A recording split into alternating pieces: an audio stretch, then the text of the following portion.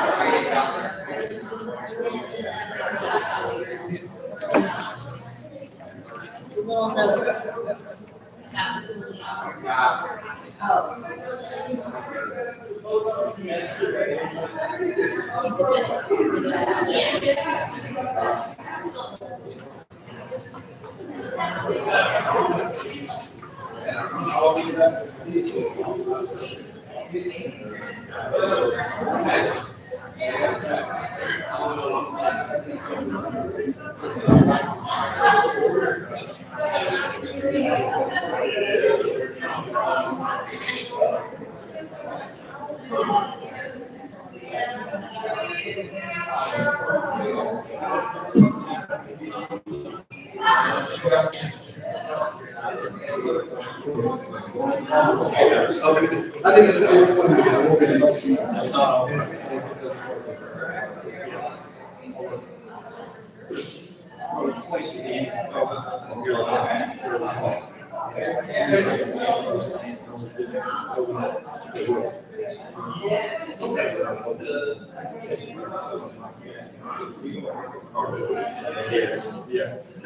Yeah, I'll try to be on point. There you go.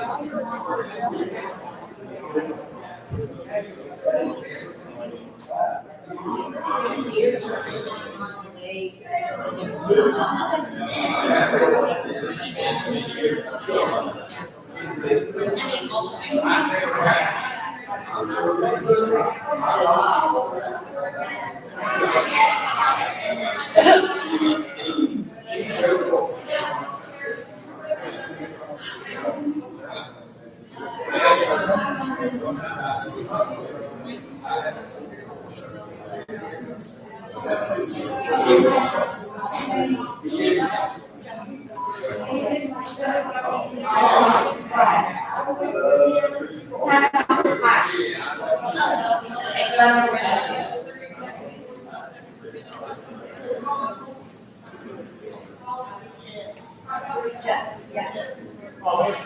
Okay.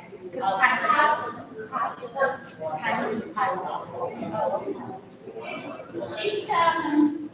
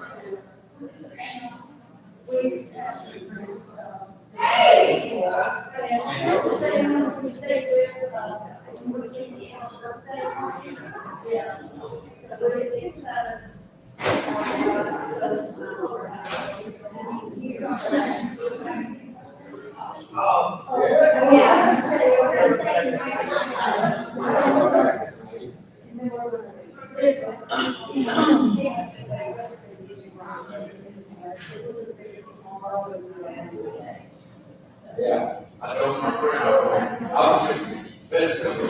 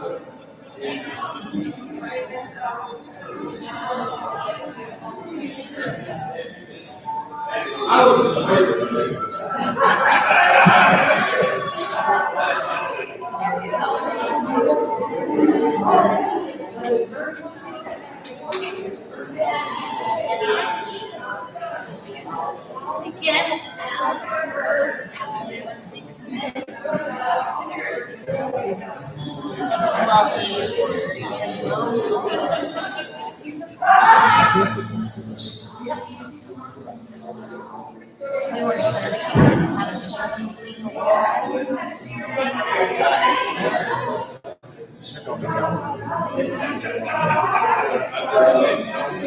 we have a copy, but I don't think we have it.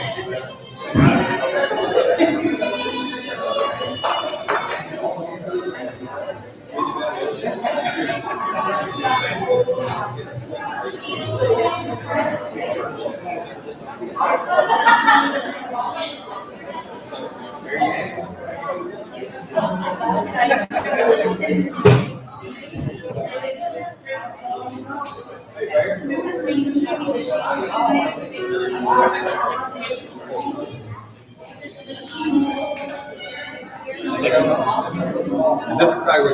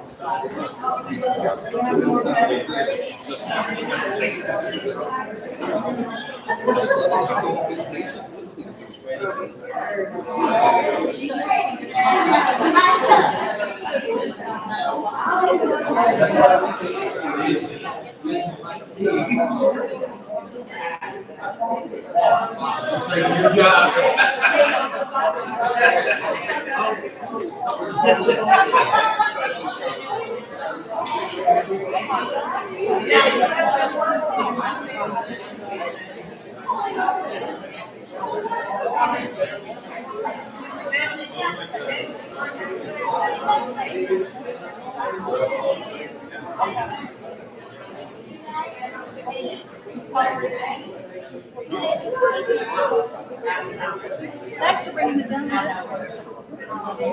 I've got it.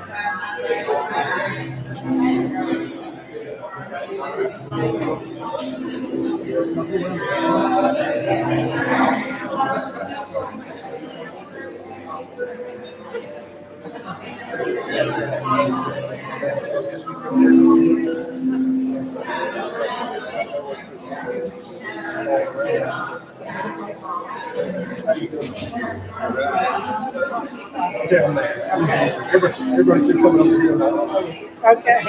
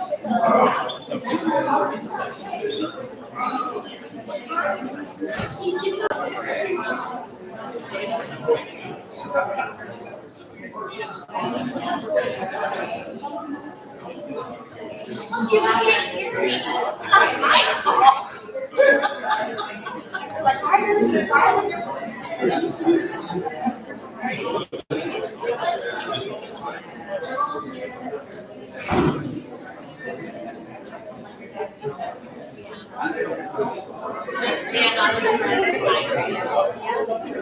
It does.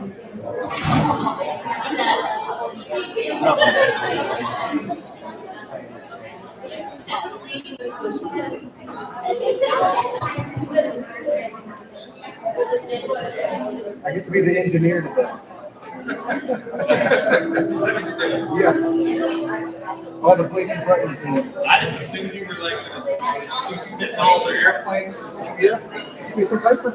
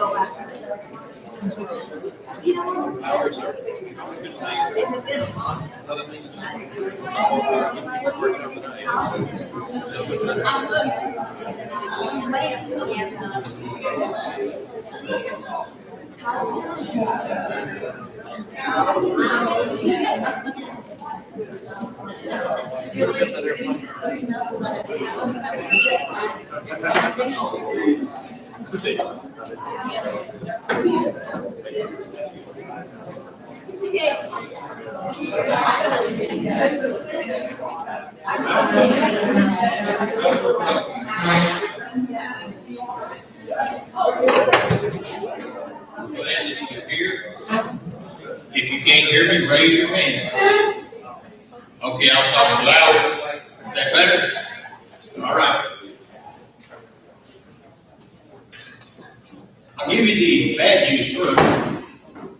The coordinator and great worker of our project that culminated in today's gathering, Lacey, my sister, is sick. And she had great plans to be here, and it's not COVID. We did a COVID test. She doesn't have COVID, but she started feeling bad yesterday about noon, and so she went home, and we put her to bed, and she slept a lot, and got up to go to the bathroom, back to bed, and thinking maybe she would feel better today, but she has not. So around noon today, Roy decided he needed to take her to the ER, get some medication, and maybe she can feel better enough to drive back to New Mexico. And so that's our hope and prayer. I texted her a while ago. They have seen the doctor, and they'll be headed back to my house shortly. That's the bad news.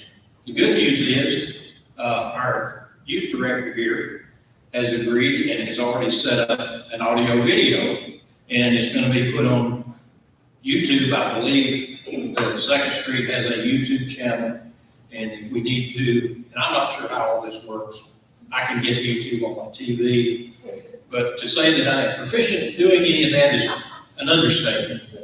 But apparently there will be the YouTube. We may have a link to go to it. All that is to be determined, but it will probably be a few days before that's available. But you're here, so you get to see it. It's basically so that Lacey can see what her great work turned out to be.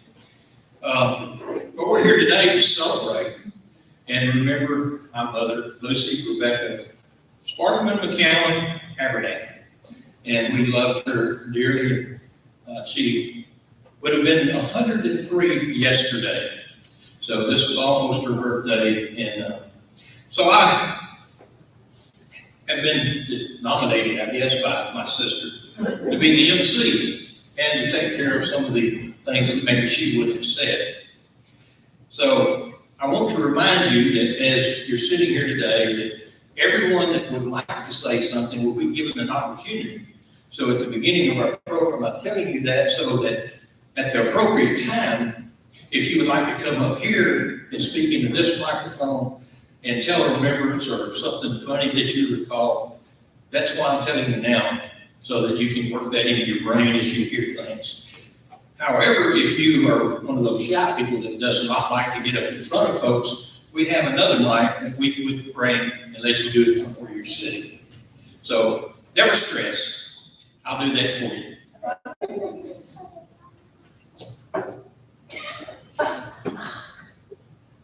At this time, Lindsay, I believe, is going to have her reading.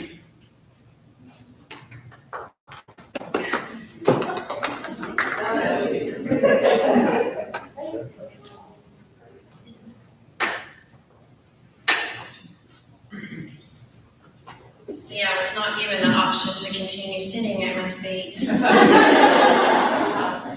That's how it goes when your father's the MC. Lacey asked me to read from the Bible this morning, or this afternoon, and so I'll be reading a passage from Ecclesiastes chapter 3, verses 1 through 8. This is going to be from the King James Version. To everything there is a season and a time to every purpose under the heaven. A time to be born and a time to die.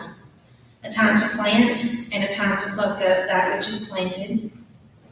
A time to kill and a time to heal. A time to break down and a time to build up. A time to weep and a time to laugh. A time to mourn and a time to dance. A time to cast away stones and a time to gather stones together. A time to embrace and a time to refrain from embracing.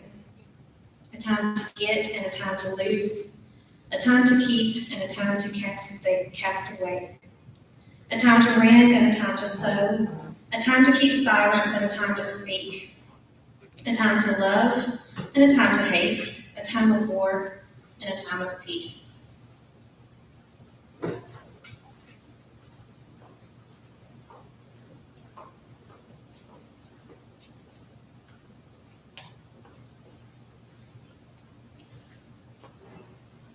The Birds sang a beautiful song about that too. Of you of an older generation will remember that. Mother lived a full and very helpful life.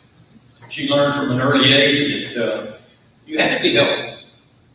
Her mother was the youngest of three sisters. Ruth was the oldest, then Gladys, then Maxine, whom we called Mickey.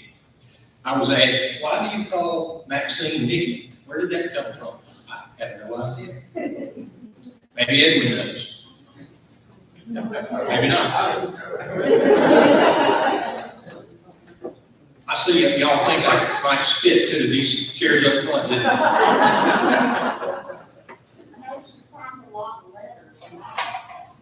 Oh, okay.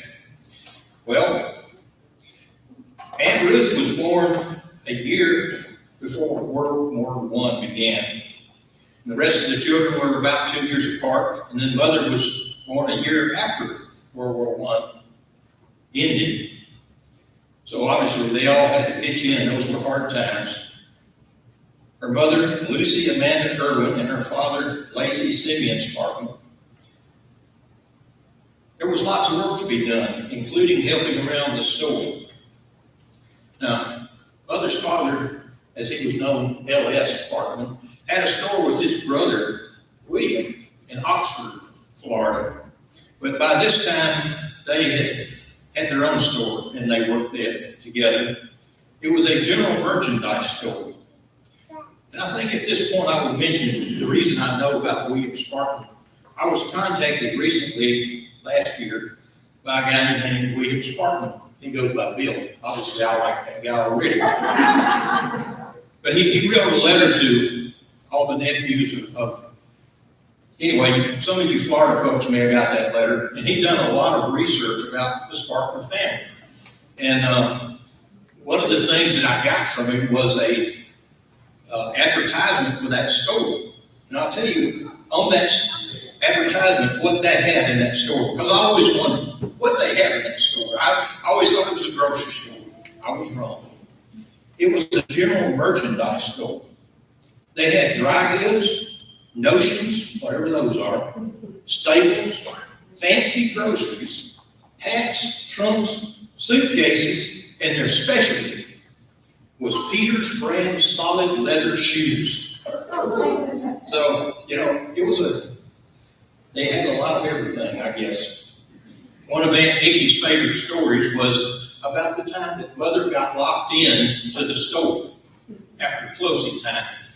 And she thought this was a delightful story. However, I never heard Mother tell this story. Obviously she was the one who got locked in. She was probably terrified. But Aunt Mickey thought it was a great story. I've heard her tell that story a lot. Sometimes to try to understand how things were, being none of us actually lived through that time, maybe it's important to try to put it in historical perspective.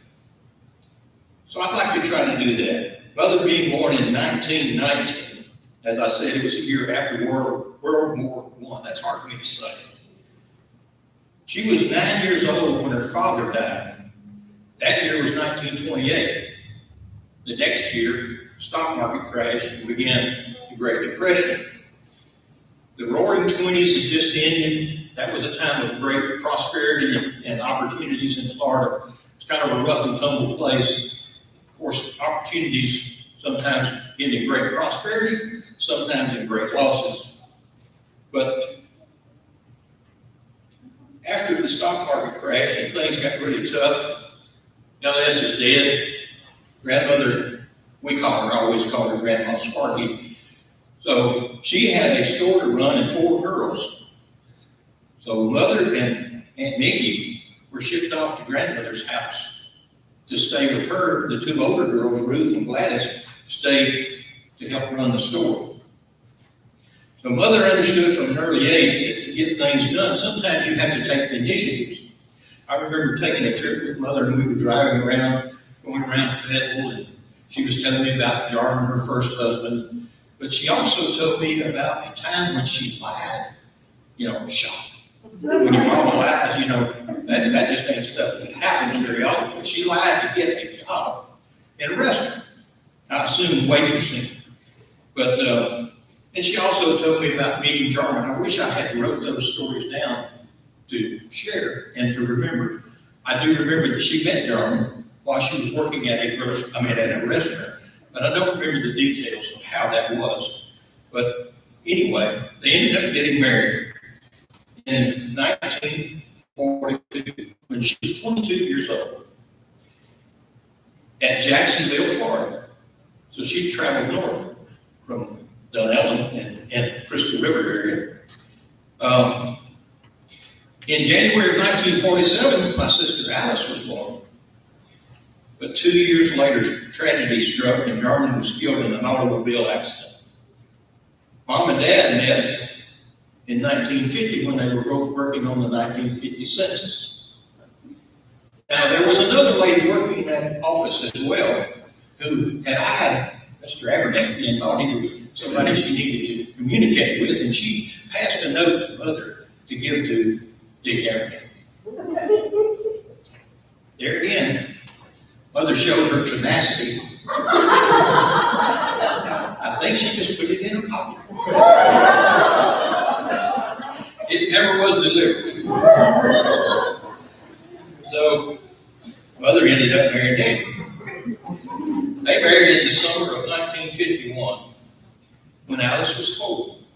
Initially, they lived in Nashville, Tennessee, and I ran across something somewhere that had an address in Bellevue, so they lived in the Ritzy State, part of Nashville. And but by Casey was born while they were in Nashville in 1952.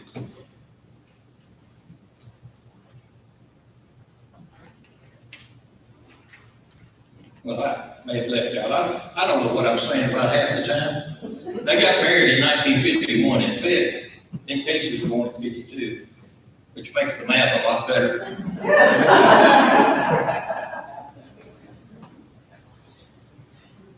But for some reason, and I'm not sure the particular reason, they moved back to Pulaski. Of course, Granddaddy and Grandmother lived in Pulaski.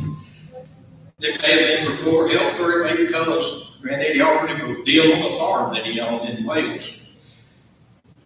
Whatever the reason was, they did buy the farm and moved to Pulaski, but they didn't have a house on the farm. So they ended up renting a couple of different places. While they were renting a farm from, I believe, Newton Morris, I was born in 1954.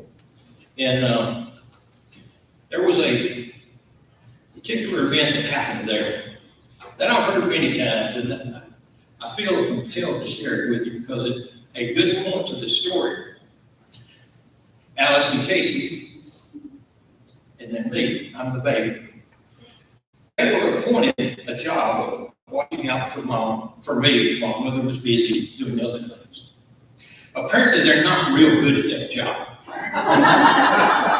Or I'm real fast to get away.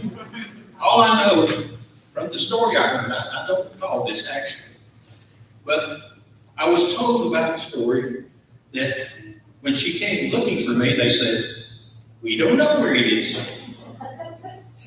Which, of course, to a mother, you that are mothers know the panic that sets in when your baby's gone. So she called Newton Morris, and because there was a well on the property, apparently it was an uncapped well, and so she was fearful that I had fallen in the well. So he went to look in the well, but I wasn't there. And I don't know all the places that she looked, but I do know where she found me. Covered in mud in the pig lot. Now, if you're a mother, you know that you wade in the pig lot and pick up the little dirty baby anyway, and hug it and kiss it and say, "Oh, I'm so happy to have my baby back. My most beautiful baby." Which, to this day, I claim has a special meaning. It means Edwin. I know I heard you say earlier that you were her favorite, but I think I have an exception to claim that. Now, my brothers and sisters may disagree. I was your favorite nephew. I got You might have been her favorite kid. Well, you know, when the first one is born, Alice being the first one, I know at that point she was the favorite. Because the first one, we can prove that by how many home movies and pictures were taken of her. And then Casey was the first son, so you know, he was the favorite first son. And then, you know, the second son comes along, but he is the youngest. But then 3 years later, in 1957, Lacey was born. And, you know, the youngest girl baby is always the favorite. So, you know, I had that special middle child place that had the most beautiful baby claim to it. And so, you know, we all know that that is code for favorite.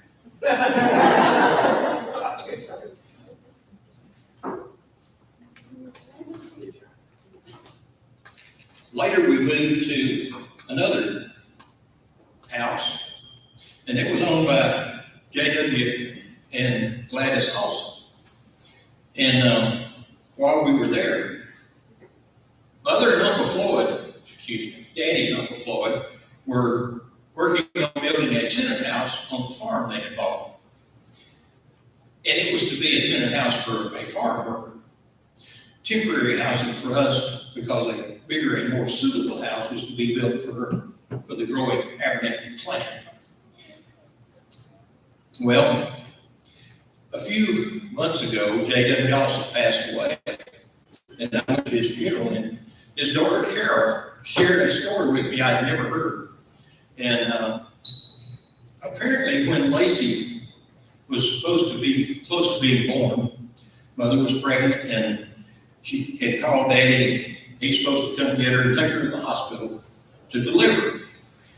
Well, the county was working on the Wales Road in front of J.W.'s house. and you couldn't get out the driveway. So J.W. hitched up his tractor to a wagon, put Mother in the wagon, and drove around through the pasture to another road where Daddy met her and took her to the hospital. Well, eventually that tenant house was built. It was a beautiful little house, more like a cottage, had 4 rooms, running water, no hot water, and no bathrooms. We had outhouses though. We had 2 outhouses, big time. We had one fairly close to the house. You don't put them real close to the house. And you do all your business before dark. Then we had another one down close to the milk barn. Mother must have wondered what in the world she got into, moving from that nice place in Nashville down to the farm. At some point, Mother began to take classes at Martin College, and she also began working at Martin College Library. Of course, as we all know, Martin College was a 2-year junior college at that time, and it took Mother more than 2 years to complete her courses, but she was only taking part-time, course here or there, maybe 1 or 2 at a time.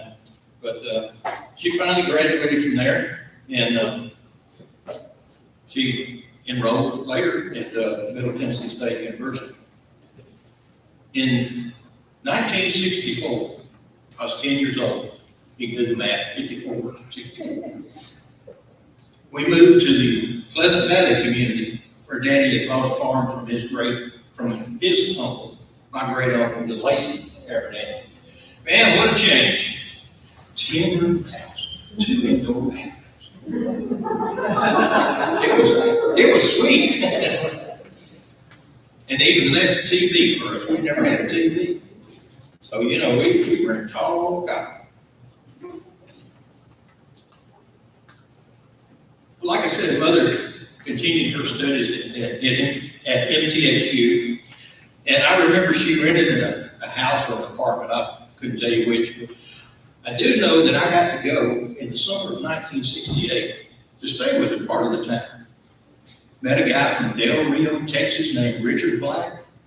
And he says, one night, he says, you need to come over and watch TV with us out in the common area. And I said, okay. Sound like a better thing sitting around the apartment, Got to see a presidential nominating convention. I didn't know what it was, but they had a lot of signs. And nominated Richard Nixon.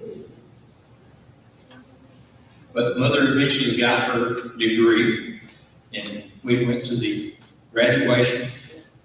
Daddy never cried much, but I believe he shed a few tears that day. He was so proud of Mother, as we all were.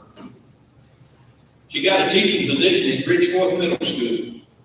I believe it was around 1970, 71 year. Lacey was in the 7th grade. Mother made sure that Lacey did not get in her classroom. After that, of course, it was homework and grading papers, late nights. Mother was very dedicated to her profession. She often stayed late after school. Matter of fact, Red and Kitty Brewer, Red was a principal there, and Kitty was a guidance counselor. They said that they would check on her often because she stayed late, and they didn't want to leave her there by herself. But she liked to try to get a lot of work done before she went home. I'm not sure what year she went to Richland School, but I know she was still at Bridgeforth in 1977 when Daddy died, because I got a call from Red Brewer, said I need to get over to school, Mother needed me, and she did. So Mother was a widow again. She was only 58 years old. She was married twice and widowed twice. She was married to Jarman for 6 years, and she was married to Daddy for 26 years. And she lived another 45 years after Dad died. But she still had her career. She had her school children, work to do, and of course she still had the farm that had cows on it. And of course by that time, Casey and I and Lacey had all moved out. So Mother didn't want to sell the farm, even though it was suggested to her that that might be the thing to do. She didn't want to do that, so she began taking care of the house, the farm, and checking cows, which she did almost every day. She'd walk out and check them, and she had a list, and she had names. She didn't go by ear tags. I think some of our cows had change around with a number on it. That was not her way. She had to name them how she saw it. You know, a black ring around the eye, bent tail, old bossy head, high head, old girl, and you know, just such like that. But she knew them all, and they all of them had some kind of quirky name. My mother was a very nurturing person. When Grandma Sparky began to spend summers with her, and she would return to Florida in the wintertime. It's way too cold up here for Grandma Sparky. So she would stay with Maxine or some of the other sisters in Florida. And this went on for many years. And I think this was probably one of Mother's greatest assets, was the ability to be helpful and compassionate. She was always there. She was always the one you wanted around when you were sick, because she would help them and take care of you, you know, whatever you needed. She was very good at that. Made you always feel better. Mother's always been a Christian, but she was never one to talk about her Christian. She demonstrated the way that her Christian attributes taught her to live. And she took care of her family. She took care of her children, her grandchildren, her sisters, and her mother. But probably one of the greatest challenges caregiving challenge that she ever encountered was when her sister Ruth, who had been staying with her like Grandma Sparky had, she began staying with her, but they went to Florida, and they noticed that one of Ruth's grandchildren was in desperate need of some extra care. He was about 4 or 5 years old and could barely speak. And he would throw a fit like you've never seen if he didn't get his way. Well, they didn't know what they could do, but they plotted and they planned and they kidnapped him. And brought him to Tennessee. Mother, I told you, she had a little streak. She said, well, I a little bit, and, you know, kidnapping was a little different. But they brought him up here and struggled at first to find a way to help this child. And they finally were able to get him enrolled in a school that was suited for the problems that he had. And I think they saved his life. I really do. And, you know, it takes a special care and desire to go the extra mile or 2 or 5 or maybe any more. But they had the compassion to do that. And they did. They got this boy straightened out, and now he has a great future. Mother's always been very generous in many ways, too. She donated to many charities. My mother was no longer able to take care of the farm herself. She generously offered for Casey and I to come back to the farm and live there and take care of the farm. Go out and count them cows and bush hog and do those things that need to be done. And she couldn't do anymore. We're glad she did. We took her up on that. After Mother retired from teaching and was no longer driving a car, Linda and I began to take her to line dancing classes at the recreation center. Now, Mom never really learned all the steps, but she did get out there and try. And, you know, she did a lot of sitting, and she loved to visit with the people that were there.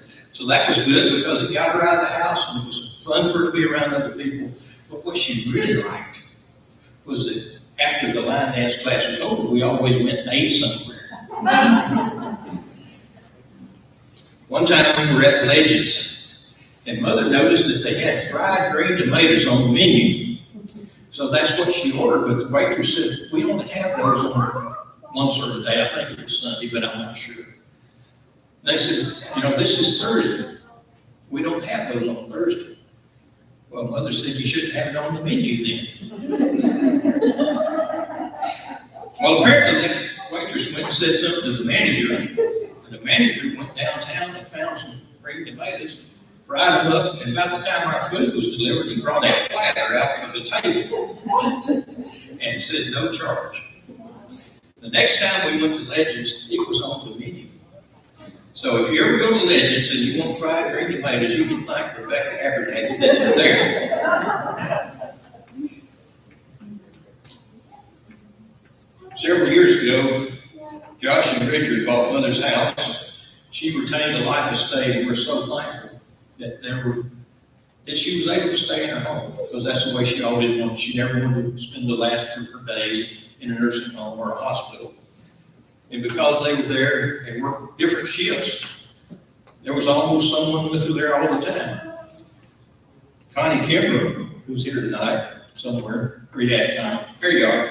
Connie Kimbrough came to be Mother's helper, and she was there to help Mother clean the house, clean Mother up sometimes when she needed, do a little light cooking, a little light housework.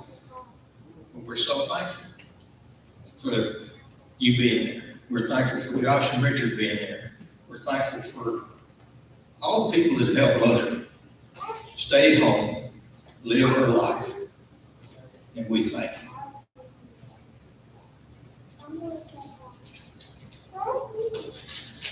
Even in death, Mother was always thinking about others. She donated her body to Vanderbilt Medical Center for research. She figured she'd gotten all the use out of her 102-year-old body, and now someone else could. By the way, if you didn't know, yesterday she would have been 103. I think that we can all agree that we have been blessed to have known and loved by Mother. By the way, just a couple of more things before I close. As Mother got older, people would ask her, Miss Abernathy, how old are you? Now, Mother had a pat answer. She says, I don't tell my age. A lady that would tell her age would tell anything. As she got older, up into her 90s, she forgot that she used to say that. And she would tell people.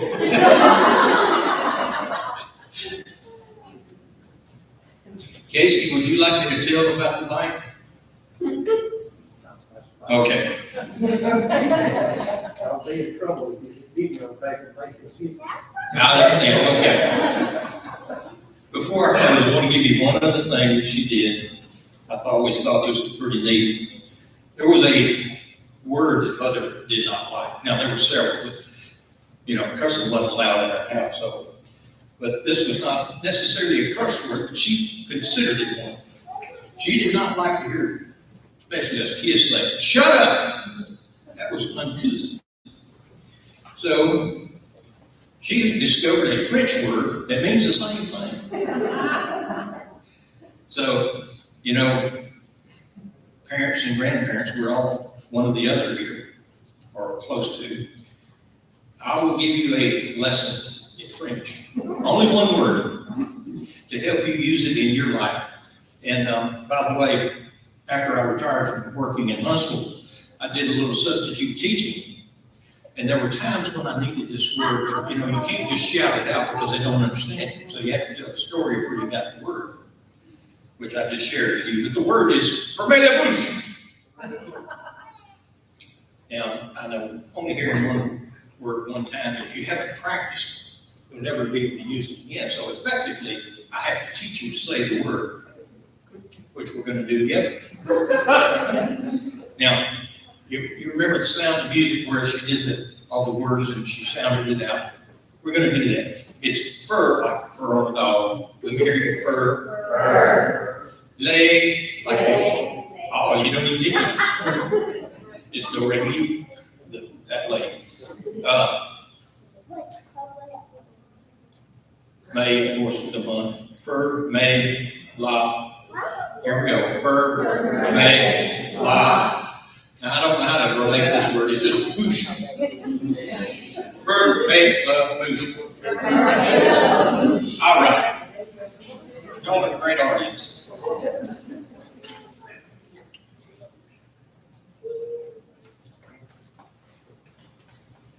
At this time, Rose and Alice are going to do something. I'm writing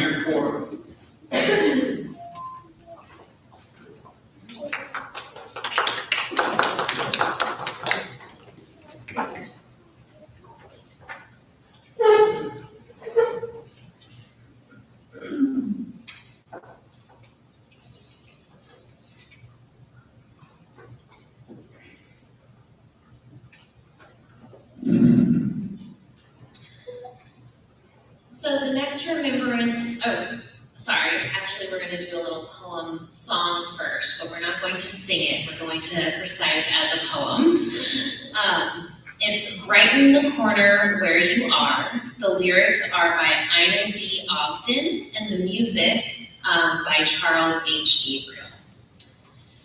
Do not wait until some deed of greatness you may do. Do not wait to shed your light afar. To the many duties ever near you now be true. Brighten the corner where you are. Brighten the corner where you are. Someone far from harbor you may guide across the bar. Brighten the corner where you are. Just above our clouded skies that you may help to clear. Let not narrow self your way debar, though into one heart alone may fall your song of cheer. Brighten the corner where you are. Brighten the corner where you are. Someone far from harbor you may guide across the bar. Brighten the corner where you are. Here for all your talent you may surely find a need. Here reflect the bright and morning star. Even from your humble hand, the bread of life may feed. Brighten the corner where you are.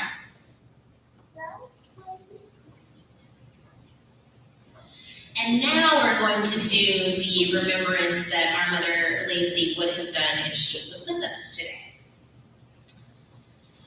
Remembering my mother. My mother was principled in her beliefs and kind in her actions. She was independent, strong, and tenacious. She had an appreciation for natural beauty and creative arts. Mother exemplified the phrase, lifelong learner. She was an avid reader, exploring history and other cultures, current events, and social issues. She was always prepared before she voted, researching both the issues and candidates. She quietly supported causes she believed in. She held a Christian faith grounded in principles of love and compassion. She lived by example, always looking for the good in people. She enjoyed taking long walks down the hill below her home at Arlington Farm and then along Campbellsville Road and Milky Way Road at the base of the hill. As she walked, she picked up trash. And in later years, she would stop for a rest on a small concrete bridge where she would call her neighbor, Miss Delforge, who lived alone. By this call, they were looking out for each other. And Mother was fun.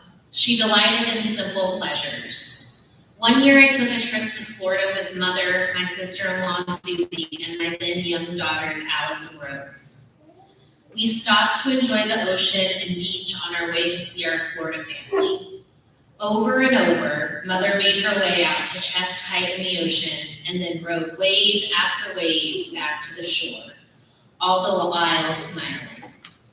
By the time we packed up to leave, Mother had tiny shells stuck to her back and lots of sand inside her swimsuit.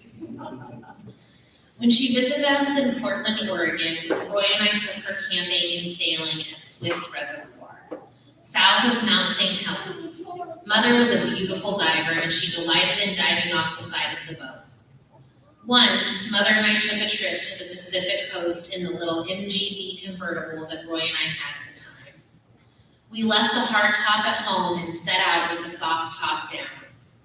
But we ran into rain on the way and weren't able to get the top up before we were quite wet. As we arrived in the coastal town, Mother suggested we stop in a thrift store and get dry clothes, which we did. Warm and dry, we continued on our way and had a wonderful time together. But Mother did not body surf in the chilly Oregon waters of the Pacific Ocean. One year when she visited us in New Mexico, she and I took a narrow section-line road on our way to the Manzano Mountains. Vehicles seldom traveled down the road, and tall sunflowers rose up on both sides, forming a golden, sunny tunnel for us to pass through. We were both delighted at the Alice in Wonderland-like unexpected passageway. As my brother Bill mentioned, when we were young, Mother worked at Martin College Library. Through her participation in United Methodist Women, Mother had developed a friendship with Virginia Barnes, who was the librarian at Martin College. This led to Mother working part-time in the Martin College Library. Mother enjoyed library work and was also pragmatic about this job. After she passed away, I ran across a letter from Mother to my father in which she explained that she had been asked to work at Martin again in the upcoming year. She proposed to work on Wednesday evenings so that Miss Barnes could have an evening off work and Alice could go to choir practice. Mother also expressed her hopes that the job might lead to something better, noting that it's hard for a woman to find work when she has been away from it for several years, especially after 40. Perhaps in recognition of Daddy being 14 years her senior, and perhaps also thinking of her mother raising 4 children alone, she went on to say to my father, "I don't know what I would do if anything happened to you." Well, we know in retrospect what she did. Mother returned to work at Martin that year and for several years. This in turn led to her earning degrees from Martin Methodist College and Middle Tennessee State University, culminating in a master's in reading and a rewarding career as a teacher. Her teaching career began at Bridgeforth Junior High in 1971 with my incoming 8th grade class. She was humbled but thrilled to be selected as Giles County's Teacher of the Year in 1981 and runner-up in the Tennessee Teacher of the Year program for that same year. When I came out to Tennessee in 2011 and turned Mother's house upside down with major home repairs, Mother took refuge in Nashville with my sister Alice and her family. By then, Mother was in her early 90s and had given up driving and was frustrated by the independence she had lost with that decision. But happily, in Nashville, she was able to regain some of that independence by using the city bus. It is impossible to convey to you today all the wonderful things I loved about my mother. But because you knew her too, I hope you will share some of your own stories and memories about Lucy Rebecca with us today as we enjoy a meal together. And if you want to start with dessert first today, like Mother sometimes did, you're in good company. And so while I know my mother really wanted to be here with us all today, those words from her will have to suffice for her presence.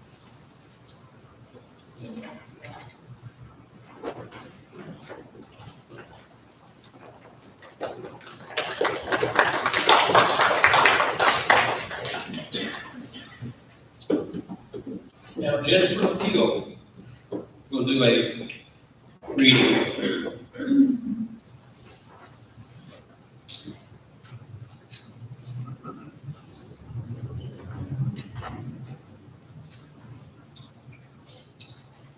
Lacey asked me to read this quote from John Wesley.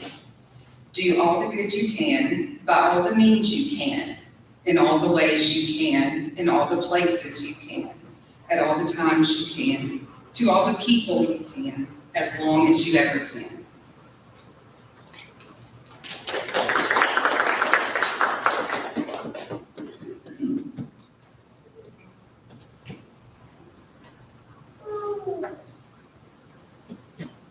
After this, Alice has a remembrance followed by Judy Gibbons.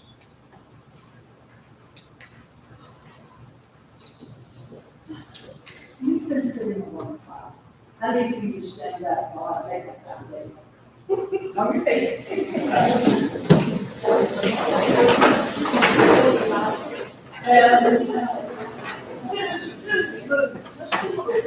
Try reaching up to the breaks, you know, students in school do this. Now go down and then put something on the floor. Up again. Down again. little bit more flexibility.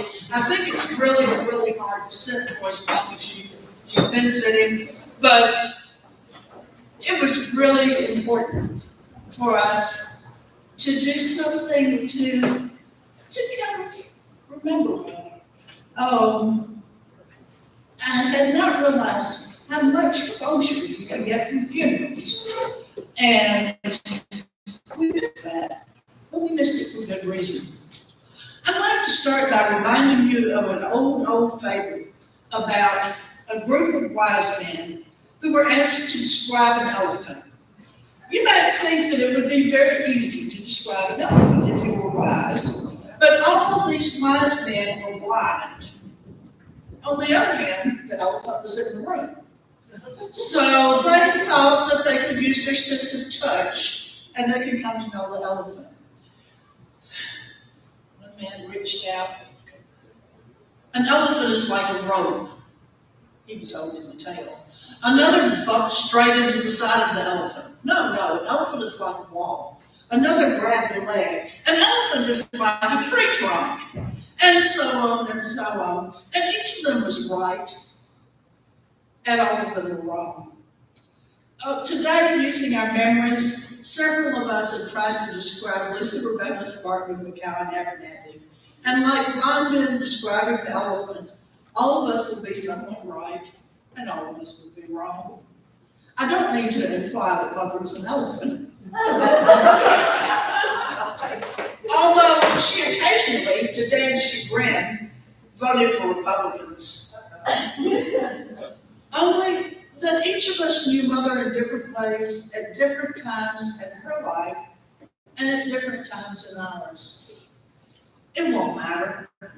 One Christmas, when Mother was doing last-minute Christmas shopping at Elaine's, Mr. Gross, who owned the store, talked to me about family while his wife helped Mother shop. He talked about coming to Johns County, working for Mr. Casey in his first job, and about the work that he and Dad tried to do for Johns County in the Rotary Club.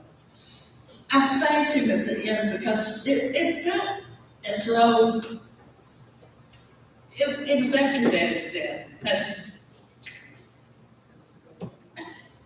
I'm not going to do this, Willa.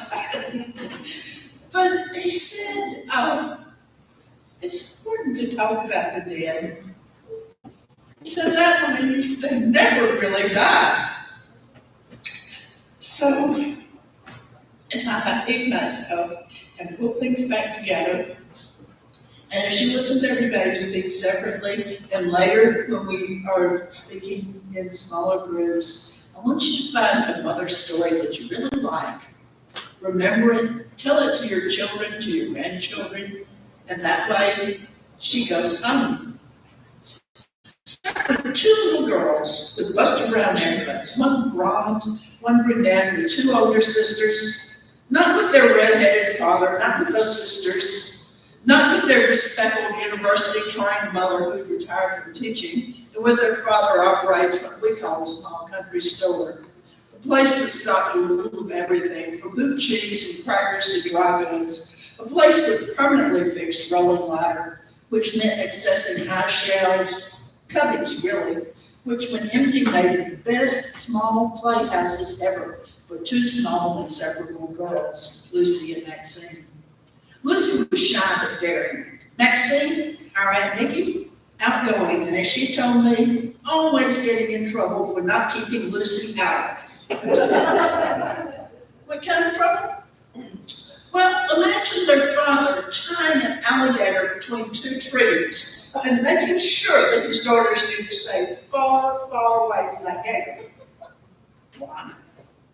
Well, a well-placed whack from the tail of an alligator can knock down a grown man and kill a child. Adult Florida alligators measure between 10 and 15 feet. They can weigh up to 1,000 pounds. Now imagine two small, daring siblings, Lucy and Nikki. Their game, according to my mother, was to take turns running up to the hopefully sleeping alligator, touching it and running away. I remember years ago seeing a picture of the two little girls, at most 6 years old, beside a tied alligator, which I always told myself was dead. Oh. The story that Mother told me that I liked best was how Lucy, just starting nursing school, was swept off her feet by Tom, a sales manufacturing company. He wrote his mother, my grandmother-to-be, that he and a wonderful girl, Lucy Rebecca Sparkman McKine, were married. My grandmother welcomed my mother-to-be to the family and pointed out that Jarman, notice the name change, had not specified her preferred name, but she'd been thinking of her as Rebecca. Might she call her by that name? And so the new couple, Tom and Lucy, returned to Fayetteville, Tennessee as Jarman and Rebecca. After my father's death and her marriage to William Richard Abernathy, she continued to be Rebecca in Tennessee. In Florida, or when visited by Florida relatives, she became once more Lucy. For me, she was always Mother. Mother was shy. She was a rather private person. Paradoxically, she believed making a positive difference was a sine qua non in the world. And as Mother's oldest child, I'd like to talk a little bit about the woman I knew. She taught each of us to love books and poetry long before she became a reading teacher. Just as I can't remember being born, I cannot remember a time when I could not read. Mother belonged to a fortunate generation that memorized poetry, bedtime stories. Mother regaled us with the rhyme of the Ancient Mariner, the Highwayman, Renaissance, La Belle Dansant's Merci, the Children's Hour, Who Makes Much of a Miracle, and Time You Old Gypsy Man, and innumerable psalms. A child's garden of verses supplied a verse accompaniment for being sick in bed, for digging holes at the beach, for going up in a swing. Milne's poems and stories reminded us illness is temporary, and it's not much fun for one, but two can stick together. The Burgess Book of Birds, the Burgess Book of Animals, Black Beauty, Freckles, and our friend Flicka showed us the wonders of the natural world. Aesop's fables. Mother would read the stories to me, but she refused to read the moral teaching which followed each tale. It's a poor story, she said, if you have to be told what it means. Once, Mother told me anything worth doing could be done in bed. When I reminded her of that, she said, "Did I say that?" I meant reading and eating, of course. Her approach to the two was similar. Reading, I could check out any book I wished from the library. I was equally free to read any book in the house. Mother was not a censor. She discussed with me whatever I found interesting or horrible in a book. Why Zimmerman originally meant to slaughter Wilbur the pig. The cruelty to children in Jane Eyre and in Water Babies.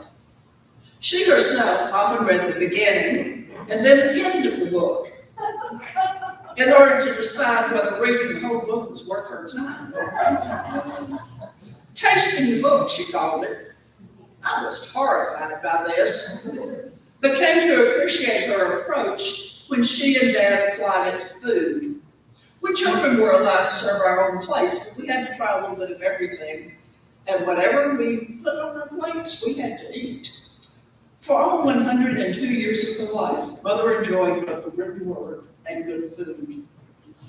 Obviously, the trait of Mother's which I valued most was her almost childlike delight in the pleasures of the world and in sharing those pleasures with us. Books and more books, blackberries and mangoes, but also gathering watercress for salad and mint for tea from Big Pond, rousing me one night to see the sky filled with a bargello of lights because it's rare to see an aurora borealis this far south.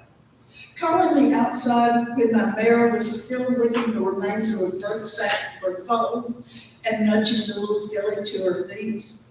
Waking me so early the grass was still wet to see a huge spider web between two trees sparkling like diamond dew. Summer heat, a good excuse to play in the creek or in the spray of the water hose. Winter, perfect time to appreciate frost etching our windows, or when snow, which was rare in my childhood, fell, to make and eat snow cream. When Mom and Dad purchased from his father the farm on which I spent most of my childhood and moved from Nashville to Pulaski, family played a large role in their decision. The land had been part of an original land grant to Dick's ancestors. Once as a child, I wandered that farm until I reached a ridge from which I could see Uncle Lacey's house and the land where our Lacey spent most of her childhood. Farming in Giles County continued a family connection. Also, just as Mother claimed that Dick was attracted to her in part because of me, family, Mother was attracted to him in part because of his family, to whom he introduced her early in their relationship. In Nashville, Aunt Eileen and Uncle Jim were an important part of our lives. In or very near Pulaski lived the rest of Dick's siblings, except Aunt Tacky, who lived in Atlanta, their spouses, and their offspring. Granny and Granddaddy lived on Cedar Lane with Aunt Julia, Uncle Floyd, John, and Judy Floyd. After church on Sundays, family often congregated in Aunt Julia's. Judy Floyd and I played together, usually in the corner of the living room or on the porch steps. The older cousins, Ed, Denny, Robert, and Richard, Aunt Florence and Uncle David's children, Mary Emily and Harriet and Uncle Hugh's daughter, and often a cousin her age, Margaret Nancy, would visit in the basement area, which belonged to John. Sometimes Aunt Liv and Uncle El came up from Prospect. For holidays, Aunt Tacky, Aunt Eileen, and Uncle Jim would come. In the living room, the men played dominoes. I suppose the women visited and helped put a buffet of food on the table. Mother's father had died when she was only 9.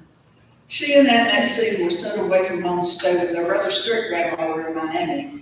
She was horribly homesick then, and both in Federal and in Pulaski cherished the closeness of relatives. Family's important, she taught us. But what Mother meant by family extended beyond blood kin. Like Tennyson's Ulysses, she was a part of all that she met. She was always available to help any small child or stray kitten. But her sense of connection was more universal. Her life followed Jesus' simplified commandments: love the Lord thy God and thy neighbor as thyself. Over the past couple of months, I've thought about how much Mother embodied John Wesley's rule for Christian living, which starts, do all the good you can. She didn't think of herself as doing good. She just tried to be there when someone needed her. I smile each time I realize that Mother, by donating her body to Vanderbilt Medical School, managed to take Wesley's advice to do as much good as possible, as long as you can, beyond the grave. Just being near Mother because of the joy she found in small things was a pleasure. When she was in her 90s or early 90s, she lived with me and learned to navigate the MTA, which had to go back to Center City each time it changes cardinal direction. 2 long legs of a triangle instead of the straight line that's the shortest distance between 2 points. She went everywhere. Senior citizens' meals and movies, adult learning classes in Spanish, libraries with oh so many books, and cushy chairs when she wanted to rest. Once a homeless man saw her sitting on a park bench waiting for a bus. He offered her the McDonald's burger that he'd just gotten across the street, the cheapest one. What could she do but take and eat? I almost cried, she said. And once, when she was dressed so jauntily in green and pink, I pulled a green straw hat from a top closet shelf and put it on her for the day. I should have given it to her. That's what I thought years ago, when Mother was no longer strong or agile enough even to navigate the steps into my house. I was wrong. Mother never cared about things. I'm grateful beyond words to Connie Kimbrough and to my brothers and their families for keeping her safe through the pandemic and making her last years comfortable. especially to Susie, our family's blessing. I didn't see Mother during the pandemic until after she and I were both vaccinated. By then, her hand shook too much to write, her hearing was practically non-existent, and she needed assistance to move safely. She was frail. She still loved to read, especially cards and letters. She still enjoyed good food. She was sitting in the recliner in the living room. Mostly, I sat and held her hand in companionable silence. But somehow I remember I managed to communicate. What would you like? What can I do for you? She looked at me with that radiant smile and answered, just love me.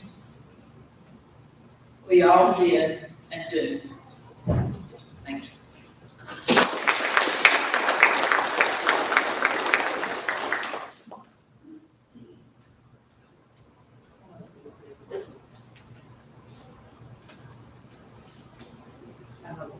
Here you are. You want the mic over there? Yeah, no, Okay. I just didn't know that I was supposed to stand up the way I keep the call on. So, I was weak.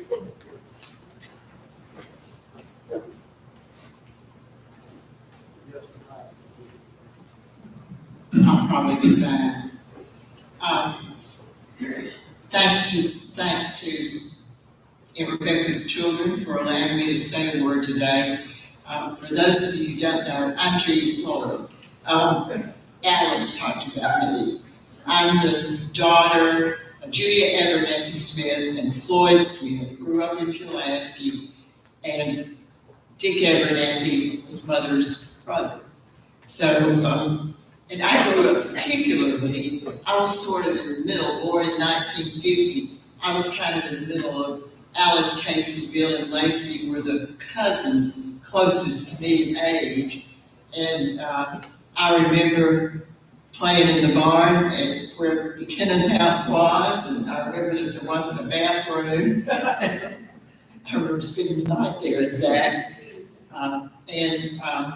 So, you know, we all grew up together, and Mother's family, I think, was a particularly close one. So we had all of these various close relationships with each other. What I'm going to say today is going to be pretty brief, but I'm speaking to everybody, but I'm particularly speaking to my first cousins and their children and grandchildren, and all the members of that part of the Abernathy family. We've all gotten a picture this afternoon of Aunt Rebecca as a gentle spirit, one who did not speak sharply or aggressively. She had a sweet, serene personality, but there was so much more to her, as the other speakers have indicated.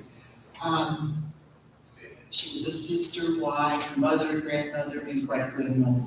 And she was a teacher who received awards for her excellence. But here's some of the ways I remember her best. She was a most welcome sight in a hospital where Bill said she was the one you wanted around if you were sick, and that's certainly true. She appeared loyally whenever there was a need and had the gift of doing and saying the right thing. And there were lots of occasions as our parents and aunts and uncles aged. There are a lot of occasions to show up at a hospital room, and she did it every time. I admired the way she cared for herself as she aged, diligently staying with her exercise routines and classes. She was a learner, one who read throughout her life, and studied Spanish in her 90s because she knew Alyssa and Andre would be bilingual, and she wanted to speak to them in both English and Spanish. She was plucky, making it to Memphis for our daughter Carrie's wedding when she was 96. And she had fun on that wedding trip. She was quick to make sure she had her photo taken with the Elvis impersonator, so she could show her Sunday school class and all of at church. Even late in life, Susan told me, she read and looked at cards and letters, doubtless thinking about the folks she loved and who loved her. I wanted to speak about Aunt Rebecca today, but I also wanted to say a word about our part of the Abernathy family. Of the 13 grandchildren of Joseph Casey Abernathy and Florence Irvin Abernathy, 9 are left. Our grandparents and parents modeled so many characteristics that we would only hope to emulate, but most especially they modeled caring for each other.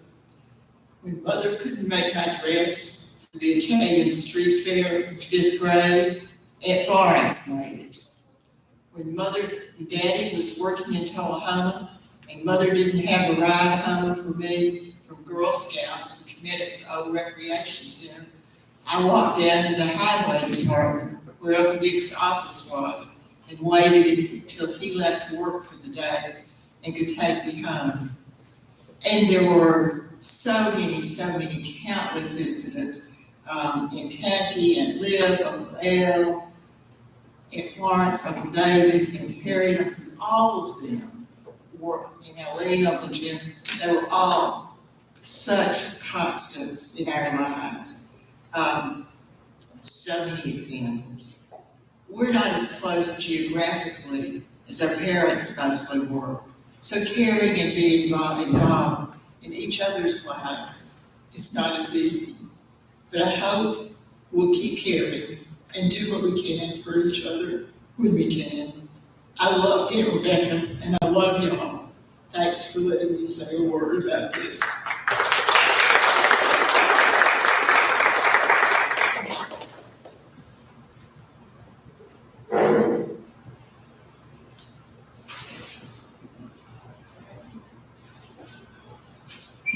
It's time for audience participation. You may have noticed that there is some music on your table.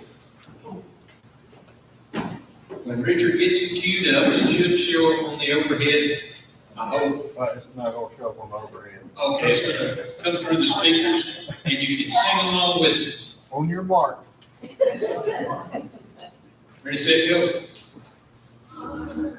Too many to be said, need now be true. Right in the corner where you are.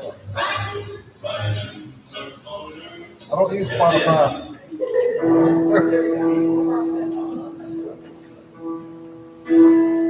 Creatures of our God and King, lift up your voice and we'll sing. Hallelujah, hallelujah.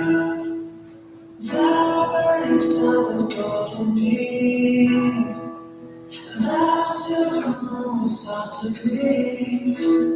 Oh, praise him, oh, praise him.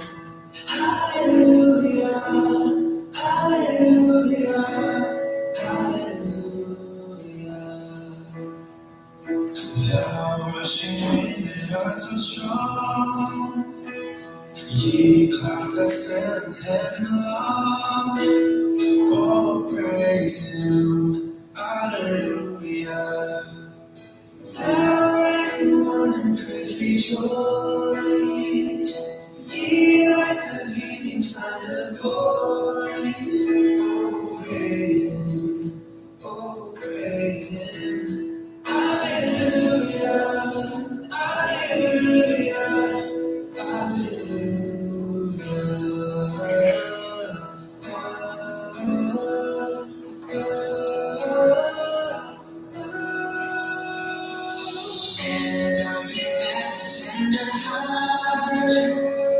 forgiving others, take your part. Sing hallelujah. Yeah, your pain and sorrow bear. Praise God and not and cast your care. Oh, praise him. Oh, praise him. Hallelujah. Hallelujah. Hallelujah.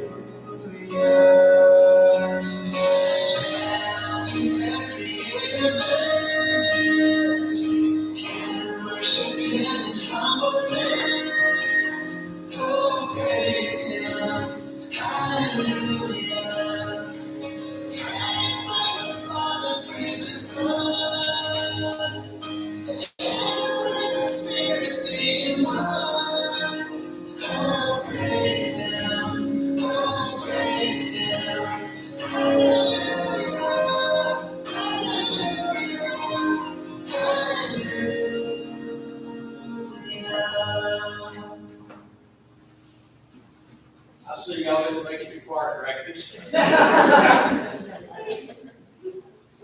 But thank you for participating. At this time, if you have a remembrance and would like to come up here, you may do so, or if you'd rather sit, raise your hand, I can bring you a microphone.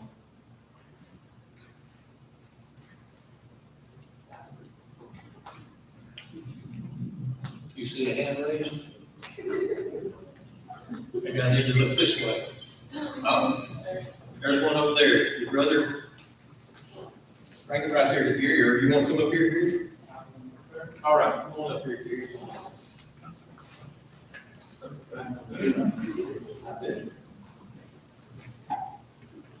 Okay, I'm Gary Mize. I knew Ms. Abernathy from her children. Anything in the world that shows your character is the children that you leave behind. Casey and I were friends probably from the sixth grade on. We would have took a bullet for each other. Bill was also a friend.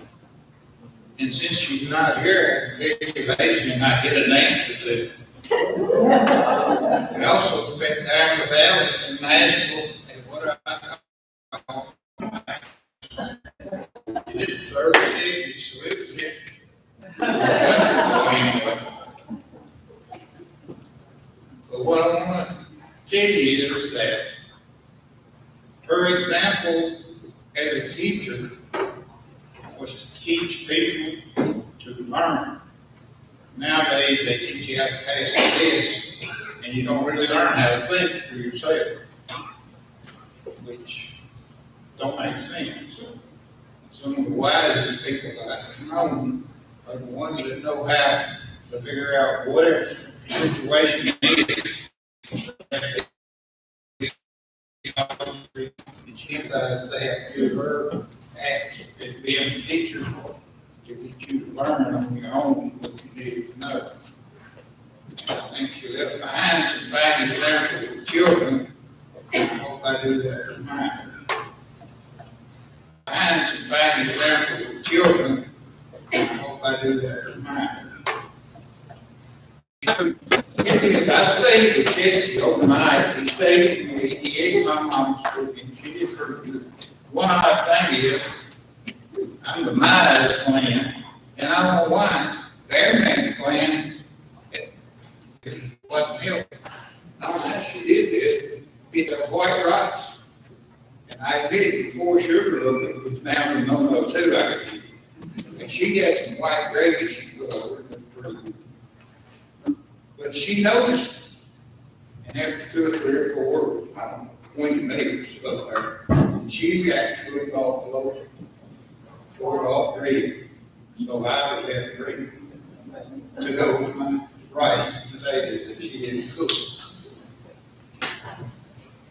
That's all I want to emphasize is she left behind great children, and that's the highest honor anybody. Thank you.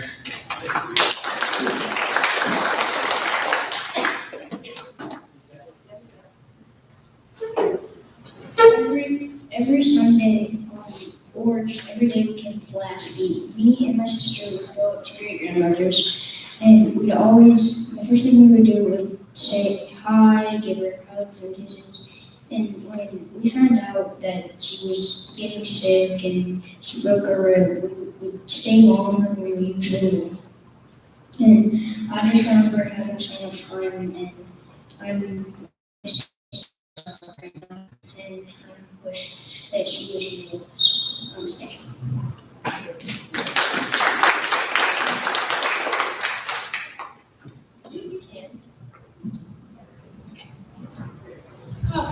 Hi everyone, I'm Savannah. I was a great granddaughter. I've got 2, I would say, funny stories for y'all tonight. When I was younger, probably in middle school, I remember singing to her like bedside or whatever, and I was singing songs, and I bet I was some concert. And that was when she decided to teach me her phrase from Elan Bouche. I thought it was great. I was like, she's like, have you ever heard this phrase? It's French. I love it. From Elan Bouche. And I was like, okay, what does it mean? She's like, it means close your mouth. I was like, okay, I'll take lessons from Papa. What do you want from me? And then later on, I really got into magic cards and whatever. I would learn at Papa's house, and then one day we went up to visit with her, and I was showing them both all my tricks, and eventually they fell asleep. I think I'm good at boring. And Papa's laughing, and I'm like, did you know this was gonna happen? You just promised me you're getting humiliated. Anyway, it was funny, and I loved it. I didn't show her any more tricks after that. I was scared to bring cards around her. I didn't want to pick them up for an hour. Lost some. It's fine. But that's what I have. Those are my funny stories that I always love to remember when I'm thinking about my great-grandmother. Thank you.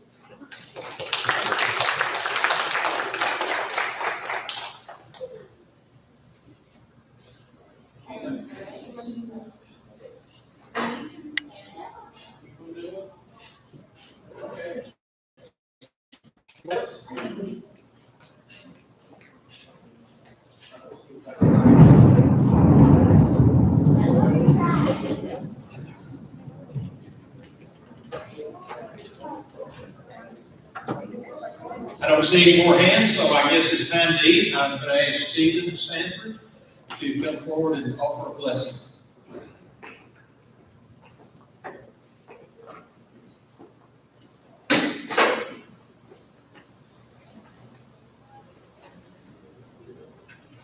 Heavenly Father, thank you for the amazing legacy that's been left behind. We're going to miss her, and we just appreciate the time that we had and all the memories that we had. We're grateful for such an amazing family and the legacy, not just the memories, but how we live our life and how she impacted the way that we treat others, and how that will just continue on in future generations to continue to have effect and play out in numerous generations to come. She had a lasting impact. Thank you for this meal. Thank you for this time together. We pray that you bless this time together and our memories. In your name, amen.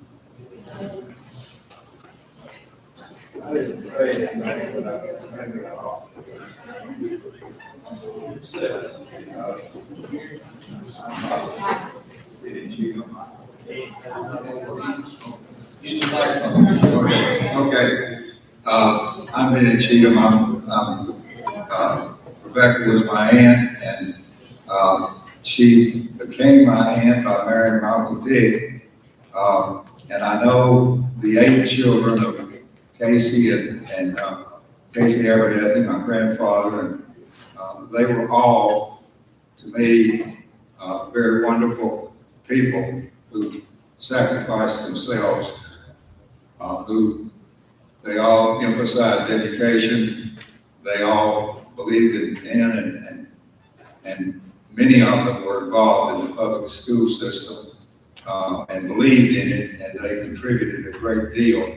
You know, people that, I mean, I'm a lawyer, people that go into a field such as teaching are people that we all owe a debt of gratitude to, because they have got an education that they could make a lot more money than what they make teaching, and they sacrifice. And I think that what I've heard today, this reminds me of that. And I know that my uncle, my Julia, taught me math, and back when I was starting out in first year algebra here in Giles County, I wasn't doing well, and my mother made me go to Aunt Judy's house and work the problems. And the problem was that I didn't like to do the homework. And if I did enough of the problems and got practice, I didn't make mistakes and I didn't get the answers wrong.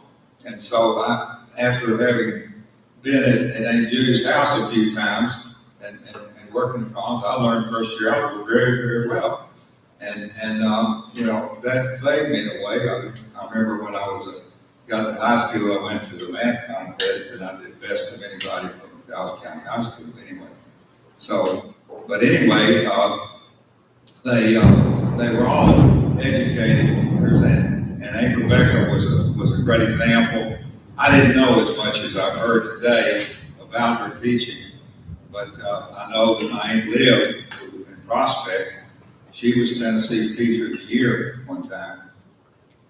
And I know that Aunt Julia was a great dedicated person to teaching. And I think today we have a lot of challenges on the public school system. And I know that I think it's something we need to preserve, and it's wonderful that we had people like Aunt Rebecca and, like I say, other of the Abernathys who were public school teachers. And it just, when I think about it, I think we really it would be wonderful. I know Lindsay's now going to be a teacher. And I think, I don't know where we get the people that we need to do this work, but we owe a debt of gratitude to all of them.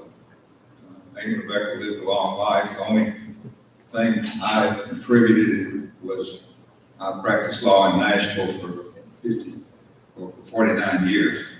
And I did give them some legal advice to Casey and Bill and Rebecca, and I hope it was helpful. But that's all I contributed, and it wasn't a great deal. But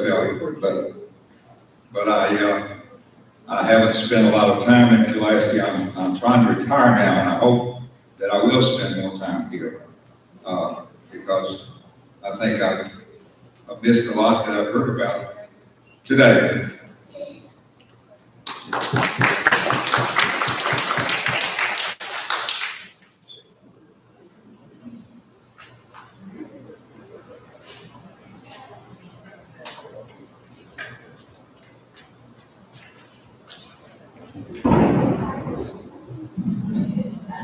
As it gets closer to midnight, it's the last call. Otherwise, let's form a line and enjoy some good food.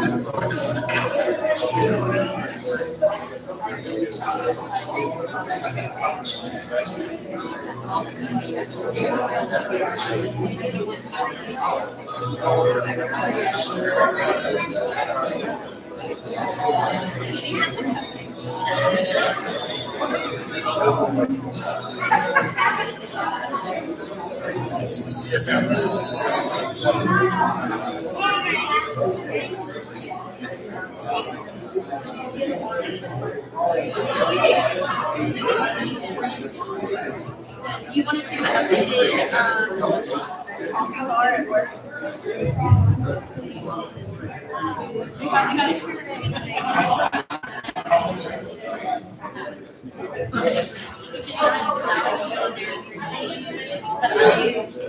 I knew like calculated today because I had it in